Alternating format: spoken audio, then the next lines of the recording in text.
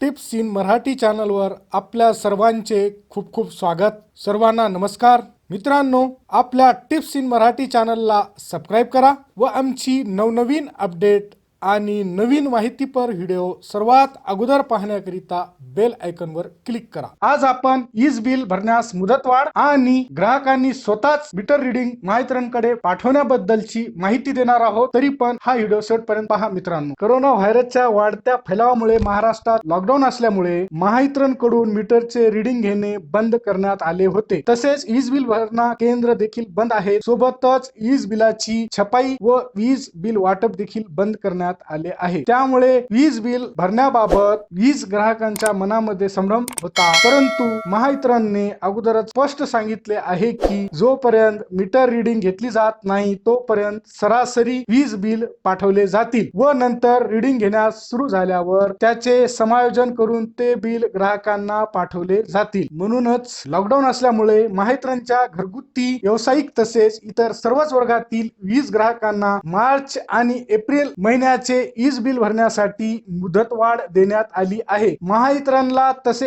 आदेश महाराष्ट्र राज्याचे ऊर्जा मंत्री नितीन राऊत यांनी दिले आहेत। यामुळे आता मार्च महिन्याचे वीज बिल ग्राहकांना 15 मे पर्यंत भरता येईल आणि तसेच एप्रिल महिन्याचे वीज बिल 31 मे पर्यंत भरता येणार आहे। दुसरे महत्त्वाचे म्हणजे ग्राहकांना स्वतःच मीटरचे रीडिंग घेऊन महावितरणकडे पाठवावे लागेल। महावितरणच्या सर्व वीज ग्राहकांनी त्यांच्या वीज मीटरचे स्वतः रीडिंग घेऊन महावितरणच्या वेबसाईट किंवा मोबाईल ऍप द्वारे अपलोड करावे असे सांगितले आहे। त्यामुळे वीज ग्राहकांना अचूक मीटर व रीडिंगचे वीज बिल मिळेल। वेबसाईट किंवा मोबाईल ऍप द्वारे वीज ग्राहकांना मीटरचे रीडिंग अपलोड करण्याची सोय आहे असे सांगण्यात आले आहे। लॉकडाऊन मुळे मोबाईल क्रमांकांची नोंदणी केलेल्या ग्राहकांना SMS द्वारे वीज बिल पाठवण्यात येणार आहे। सर्व वीज बिल ग्राहकांनी घर बसल्या महावितरणची वेबसाईट, मोबाईल ऍप किंवा इतर ऑनलाईन पर्यायाचा वापर करून वीज बिलांचा भरणा करून सहकार्य करावे असे आवाहन ऊर्जा मंत्र्यांनी केले आहे। मित्रांनो, जर का आपल्याला